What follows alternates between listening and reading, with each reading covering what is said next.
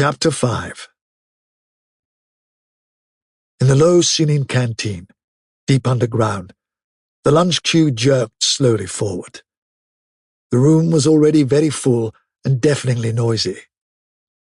From the grill at the counter, the steam of stew came pouring forth, with a sour metallic smell which did not quite overcome the fumes of Victory gin. On the far side of the room, there was a small bar, a mere hole in the wall, where gin could be bought at 10 cents the large nip. "Just the man I was looking for," said a voice at Winston's back. He turned round. It was his friend, Syme, who worked in the research department. Perhaps friend was not exactly the right word. You did not have friends nowadays. You had comrades. But there were some comrades whose society was pleasanter than that of others. Syme was a philologist, a specialist in newspeak. Indeed, he was one of the enormous team of experts now engaged in compiling the 11th edition of the Newspeak Dictionary. He was a tiny creature, smaller than Winston, with dark hair and large, protuberant eyes, at once mournful and derisive, which seemed to search your face closely while he was speaking to you. "I wanted to ask you whether you'd got any razor blades," he said. "Not one," said Winston with a sort of guilty haste. "I've tried all over the place. They don't exist any longer." Everyone kept asking you for razor blades. Actually, he had 2 unused ones, which he was hoarding up. There had been a famine of them for months past. At any given moment, there was some necessary article which the party shops were unable to supply. Sometimes it was buttons, sometimes it was darning wool, sometimes it was shoelaces. At present, it was razor blades.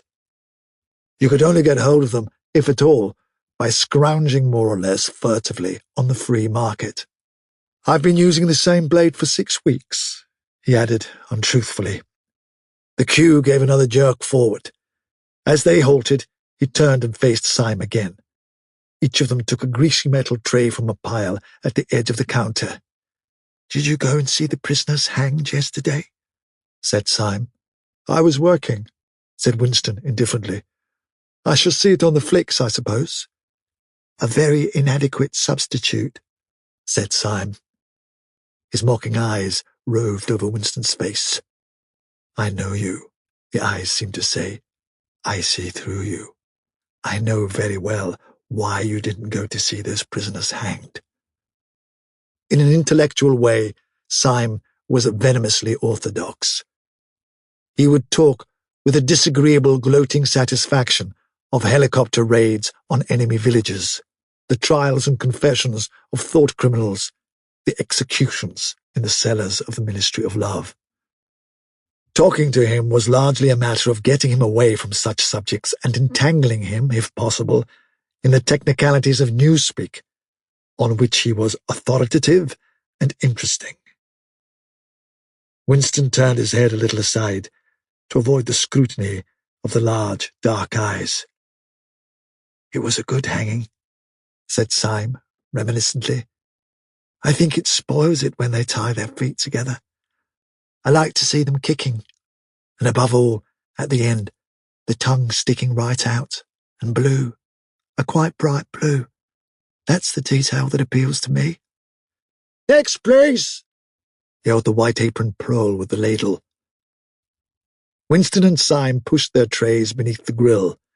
Onto each was dumped swiftly the regulation lunch, a metal pannikin of pinkish-grey stew, a hunk of bread, a cube of cheese, a mug of milkless Victory coffee, and 1 saccharine tablet.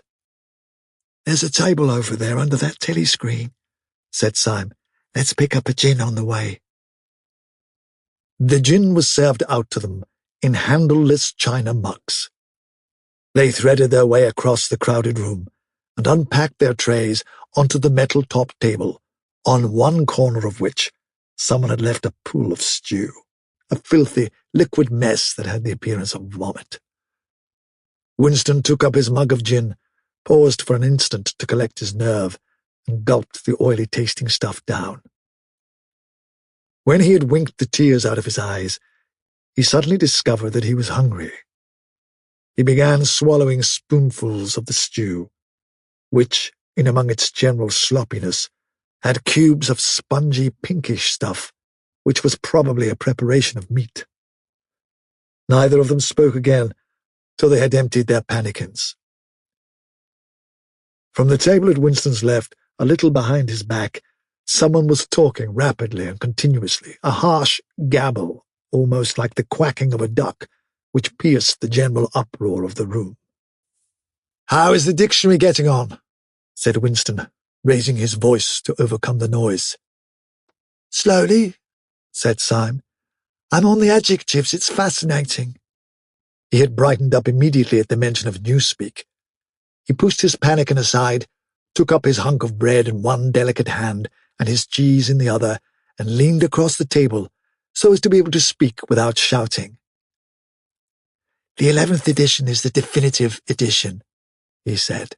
"We're getting the language into its final shape, the shape it's going to have when nobody speaks anything else. When we've finished with it, people like you will have to learn it all over again. You think, I dare say, that our chief job is inventing new words, but not a bit of it. We're destroying words, scores of them, hundreds of them every day. We're cutting the language down to the bone. The 11th edition won't contain a single word that will become obsolete before the year 2050. He bit hungrily into his bread and swallowed a couple of mouthfuls, then continued speaking with a sort of pedant's passion. His thin, dark face had become animated. His eyes had lost their mocking expression and grown almost dreamy. "It's a beautiful thing, the destruction of words. Of course, the great wastage is in the verbs and adjectives, but there are hundreds of nouns that can be got rid of as well. It isn't only the synonyms, there are also the antonyms. After all, what justification is there for a word which is simply the opposite of some other word? A word contains its opposite in itself. Take good, for instance. If you have a word like good, what need is there for a word like bad? Ungood will do just as well. Better, because it's an exact opposite, which the other is not. Or again, if you want a stronger version of good, what sense is there in having a whole string of vague, useless words like excellent and splendid and all the rest of them? Plus good covers the meaning, or double plus good, if you want something stronger still. Of course, we use those forms already, but in the final version of Newspeak, there'll be nothing else. In the end, the whole notion of goodness and badness will be covered by only 6 words. In reality, only 1 word. Don't you see the beauty of that, Winston? It was BB's idea originally, of course," he added, as an afterthought. A sort of vapid eagerness flitted across Winston's face at the mention of Big Brother. Nevertheless, Syme immediately detected a certain lack of enthusiasm. "You haven't a real appreciation of Newspeak, Winston," he said, almost sadly. "Even when you write it, you're still thinking in old speak. I've read some of those pieces that you write in the Times occasionally. They're good enough, but they're translations. In your heart, you'd prefer to stick to old speak, with all its vagueness and its useless shades of meaning. You don't grasp the beauty of the destruction of words. Do you know that Newspeak is the only language in the world whose vocabulary gets smaller every year?" Winston did know that, of course. He smiled, sympathetically he hoped, not trusting himself to speak. Syme bit off another fragment of the dark-coloured bread, chewed it briefly, and went on. "Don't you see that the whole aim of Newspeak is to narrow the range of thought? In the end, we shall make thought crime literally impossible, because there will be no words in which to express it. Every concept that can ever be needed will be expressed by exactly 1 word, with its meaning rigidly defined, and all its subsidiary meanings rubbed out and forgotten. Already, in the 11th edition, we're not far from that point. But the process will still be continuing long after you and I are dead. Every year, fewer and fewer words, and the range of consciousness always a little smaller. Even now, of course, there's no reason or excuse for committing thought crime. It's merely a question of self-discipline, reality control. But in the end, there won't be any need even for that. The revolution will be complete when the language is perfect. Newspeak is Ingsoc, and Ingsoc is Newspeak, he added, with a sort of mystical satisfaction. Has it ever occurred to you, Winston, that by the year 2050, at the very latest, not a single human being will be alive who could understand such a conversation as we are having now?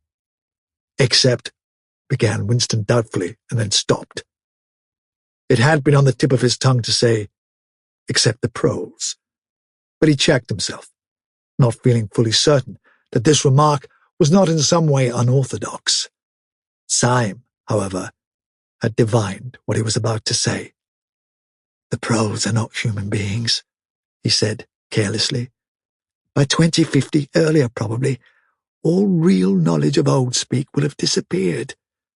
The whole literature of the past will have been destroyed. Chaucer, Shakespeare, Milton, Byron, they'll exist only in Newspeak versions, not merely changed into something different, but actually changed into something contradictory of what they used to be. Even the literature of the party will change. Even the slogans will change. How could you have a slogan like "freedom is slavery" when the concept of freedom has been abolished? The whole climate of thought will be different. In fact, there will be no thought as we understand it now. Orthodoxy means not thinking, not needing to think. Orthodoxy is unconsciousness. One of these days, thought Winston with sudden deep conviction, Syme will be vaporized. He is too intelligent. He sees too clearly and speaks too plainly. The party does not like such people. One day, he will disappear. It is written in his face. Winston had finished his bread and cheese. He turned a little sideways in his chair to drink his mug of coffee. At the table on his left, the man with the strident voice was still talking remorselessly away. A young woman who was perhaps his secretary and who was sitting with her back to Winston was listening to him and seemed to be eagerly agreeing with everything that he said. From time to time, Winston caught some such remark as, "I think you're so right, I do so agree with you," uttered in a youthful and rather silly feminine voice. But the other voice never stopped for an instant, even when the girl was speaking. Winston knew the man by sight, though he knew no more about him than that he held some important post in the fiction department. He was a man of about 30, with a muscular throat and a large, mobile mouth.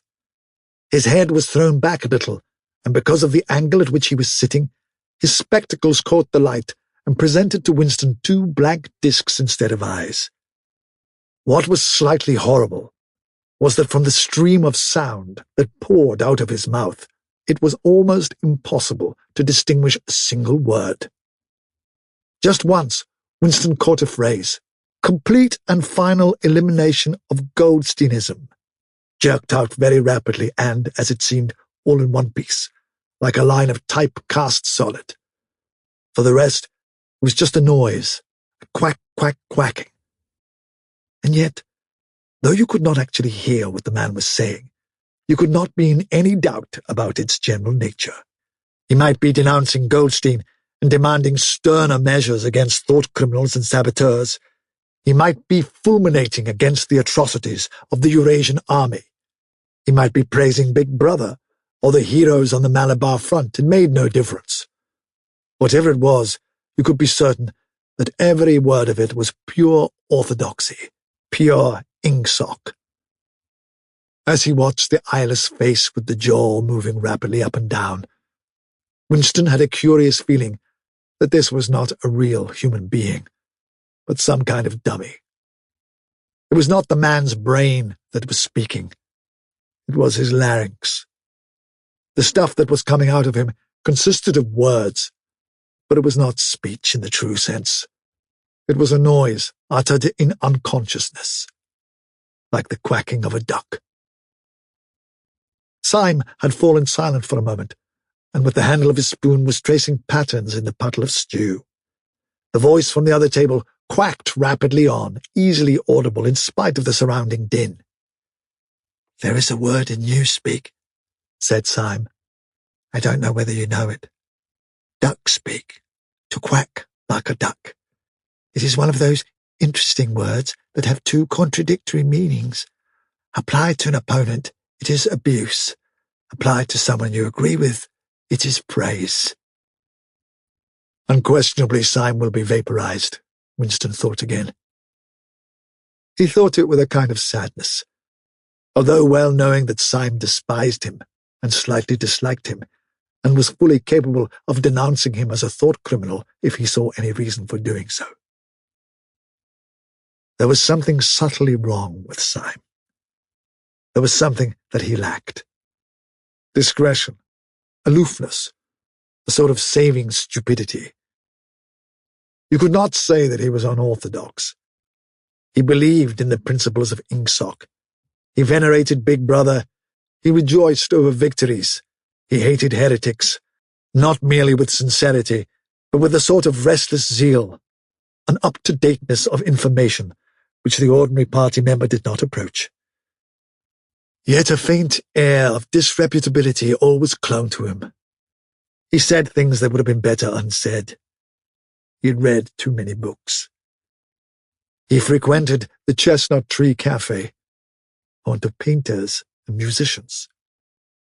There was no law, not even an unwritten law, against frequenting the Chestnut Tree Cafe. Yet the place was somehow ill-omened.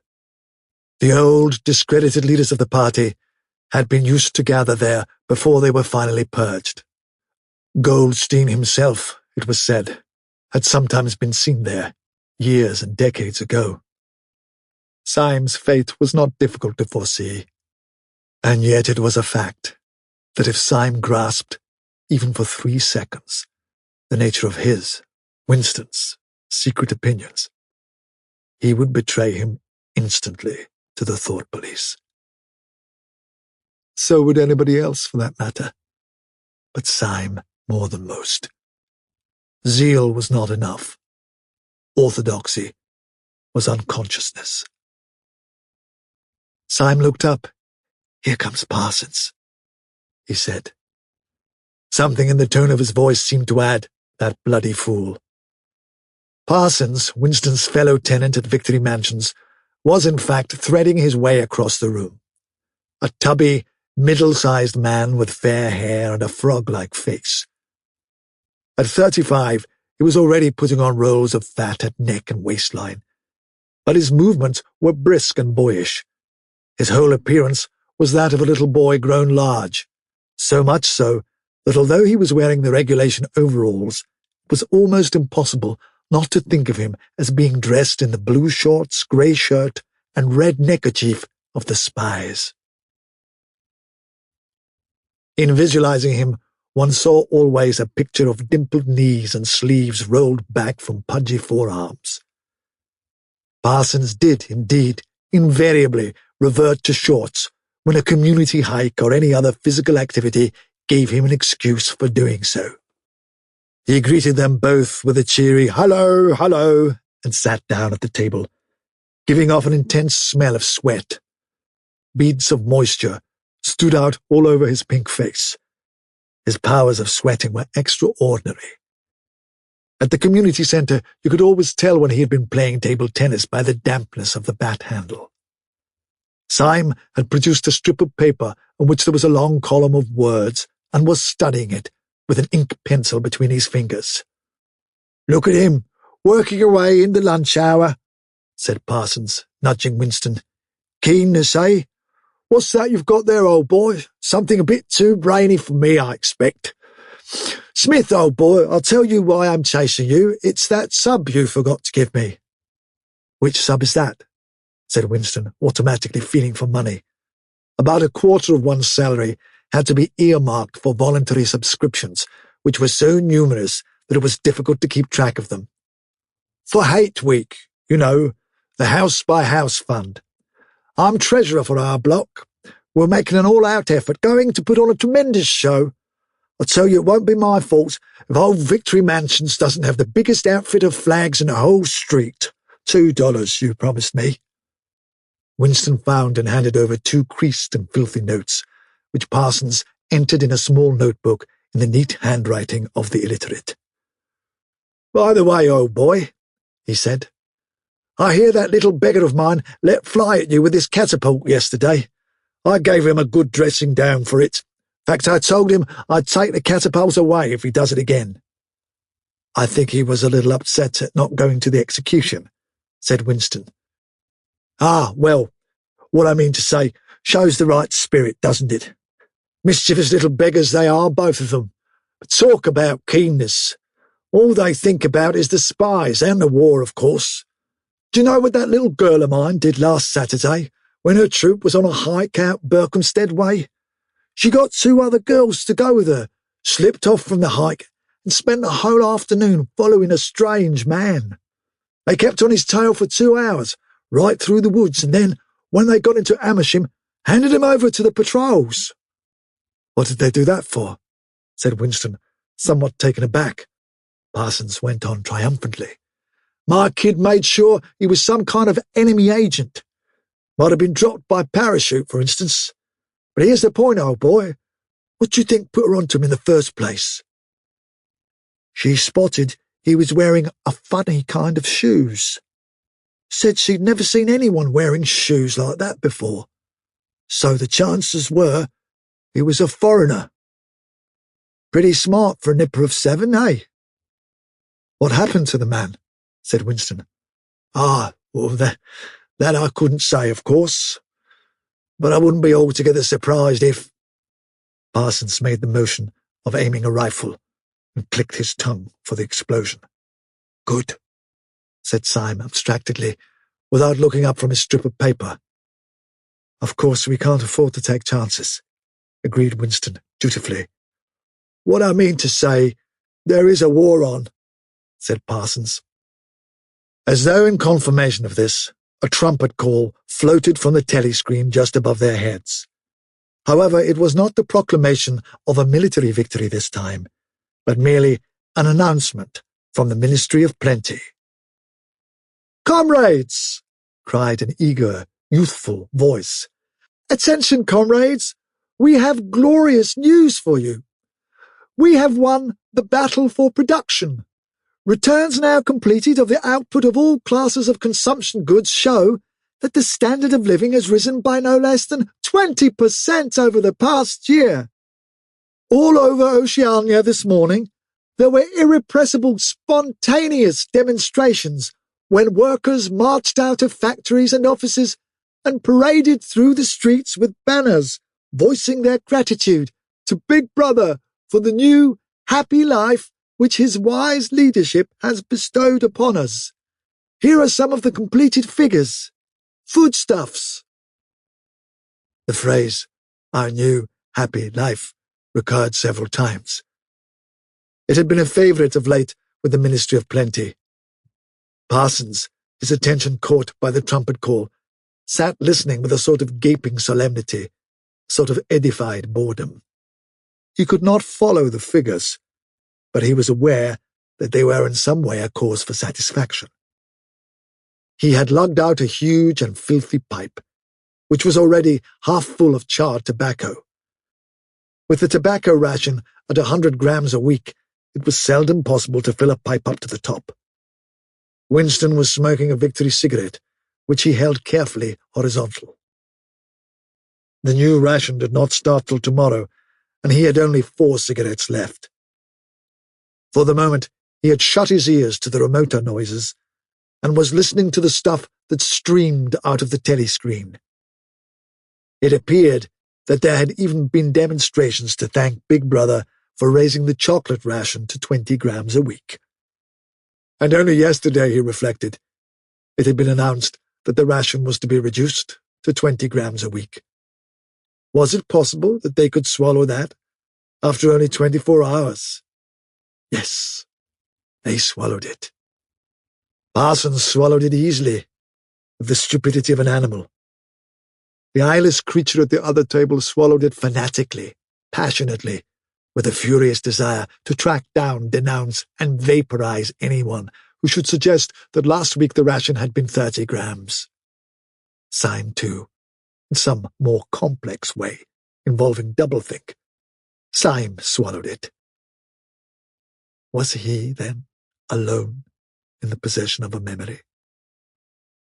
The fabulous statistics continued to pour out of the telescreen. As compared with last year, there was more food, more clothes, more houses, more furniture, more cooking pots, more fuel, more ships, more helicopters, more books, more babies, more of everything except disease, crime, and insanity. Year by year, and minute by minute, everybody and everything was whizzing rapidly upwards. As Syme had done earlier, Winston had taken up his spoon and was dabbling in the pale-coloured gravy that dribbled across the table, drawing a long streak of it out into a pattern. He meditated resentfully on the physical texture of life. Had it always been like this? Had food always tasted like this? He looked round the canteen. A low-ceilinged, crowded room, its walls grimy from the contact of innumerable bodies, battered metal tables and chairs, placed so close together that you sat with elbows touching. Bent spoons, dented trays, coarse white mugs, all surfaces greasy, grime in every crack, and a sourish composite smell of bad gin and bad coffee and metallic stew and dirty clothes. Always in your stomach and in your skin there was a sort of protest, a feeling that you had been cheated of something that you had a right to. It was true that he had no memories of anything greatly different. In any time that he could accurately remember, there had never been quite enough to eat. One had never had socks or underclothes that were not full of holes. Furniture had always been battered and rickety, rooms underheated, tube trains crowded, houses falling to pieces, bread dark-coloured, tea a rarity, coffee filthy tasting, cigarettes insufficient, nothing cheap and plentiful except synthetic gin. And though, of course, it grew worse as one's body aged, was it not a sign that this was not the natural order of things? If one's heart sickened at the discomfort and dirt and scarcity, the interminable winters, the stickiness of one's socks, the lifts that never worked, the cold water, the gritty soap, the cigarettes that came to pieces, the food with its strange, evil tastes. Why should one feel it to be intolerable? Unless one had some kind of ancestral memory that things had once been different. He looked round the canteen again. Nearly everyone was ugly, and would still have been ugly, even if dressed otherwise than in the uniform blue overalls. On the far side of the room, sitting at a table alone, a small, curiously beetle-like man was drinking a cup of coffee, his little eyes darting suspicious glances from side to side.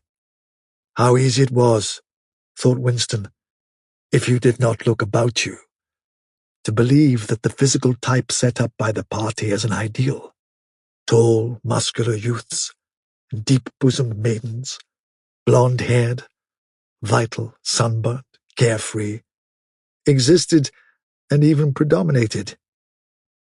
Actually, so far as he could judge, the majority of people in Airstrip 1 were small, dark, and ill-favoured. It was curious how that beetle-like type proliferated in the ministries. Little dumpy men, growing stout very early in life, with short legs, swift scuttling movements, and fat, inscrutable faces with very small eyes. It was the type that seemed to flourish best under the dominion of the party. The announcement from the Ministry of Plenty ended on another trumpet call and gave way to tinny music. Parsons, stirred to vague enthusiasm by the bombardment of figures, took his pipe out of his mouth. "The Ministry of Plenty's certainly done a good job this year," he said, with a knowing shake of his head. "By the way, Smith, old boy, I suppose you haven't got any razor blades you can let me have?" "Not one," said Winston. "I've been using the same blade for 6 weeks myself." "Oh, well, I just thought I'd ask you, old boy." "Sorry," said Winston. The quacking voice from the next table, temporarily silenced during the ministry's announcement, had started up again as loud as ever. For some reason, Winston suddenly found himself thinking of Mrs. Parsons, with her wispy hair and the dust in the creases of her face. Within 2 years, those children would be denouncing her to the thought police. Mrs. Parsons would be vaporized. Syme would be vaporized. Winston would be vaporized. O'Brien would be vaporized. Parsons, on the other hand, would never be vaporized. The eyeless creature with the quacking voice would never be vaporized. The little beetle-like men who scuttled so nimbly through the labyrinthine corridors of ministries, they too would never be vaporized. And the girl with dark hair, the girl from the fiction department, she would never be vaporized either. It seemed to him that he knew instinctively who would survive and who would perish. Though just what it was that made for survival, it was not easy to say. At this moment, he was dragged out of his reverie with a violent jerk. The girl at the next table had turned partly round and was looking at him. It was the girl with dark hair. She was looking at him in a sidelong way, but with curious intensity. The instant that she caught his eye, she looked away again. The sweat started out on Winston's backbone. A horrible pang of terror went through him. It was gone almost at once, but it left a sort of nagging uneasiness behind. Why was she watching him? Why did she keep following him about? Unfortunately, he could not remember whether she had already been at the table when he arrived, or had come there afterwards. But yesterday, at any rate, during the 2 minutes' hate, she had sat immediately behind him, when there was no apparent need to do so. Quite likely her real object had been to listen to him, and make sure whether he was shouting loudly enough. His earlier thought returned to him. Probably she was not actually a member of the thought police, but that it was precisely the amateur spy who was the greatest danger of all. He did not know how long she had been looking at him, but perhaps for as much as 5 minutes, and it was possible that his features had not been perfectly under control. It was terribly dangerous to let your thoughts wander when you were in any public place or within range of a telescreen. The smallest thing could give you away. A nervous tic, an unconscious look of anxiety, a habit of muttering to yourself, anything that carried with it the suggestion of abnormality, of having something to hide. In any case, to wear an improper expression on your face, to look incredulous when a victory was announced, for example, was itself a punishable offense. There was even a word for it in newspeak. Face crime, it was called. The girl had turned her back on him again. Perhaps, after all, she was not really following him about. Perhaps it was coincidence that she had sat so close to him 2 days running. His cigarette had gone out, and he laid it carefully on the edge of the table. He would finish smoking it after work, if he could keep the tobacco in it. Quite likely the person at the next table was a spy of the thought police. and quite likely he would be in the cellars of the Ministry of Love within 3 days. But a cigarette end must not be wasted. Syme had folded up his strip of paper and stowed it away in his pocket. Parsons had begun talking again. "Did I ever tell you, old boy," he said, chuckling round the stem of his pipe, "about the time when those two nippers of mine set fire to the old market woman's skirt because they saw her wrapping up sausages in a poster of BB? Sneaked up behind her and set fire to it with a box of matches. Burned her quite badly, I believe. Little beggars, eh? But keen as mustard. That's a first-rate training they give them in the spies nowadays. Better than in my day, even. What do you think's the latest thing they've served them out with? Ear trumpets, for listening through keyholes. My little girl brought one home the other night, tried it out on our sitting-room door, and reckoned she could hear twice as much as with her ear to the hole. Of course, it's only a toy, mind you. Still, gives them the right idea, eh?" At this moment, the telescreen let out a piercing whistle. It was the signal to return to work. All three men sprang to their feet to join in the struggle round the lifts, and the remaining tobacco fell out of Winston's cigarette.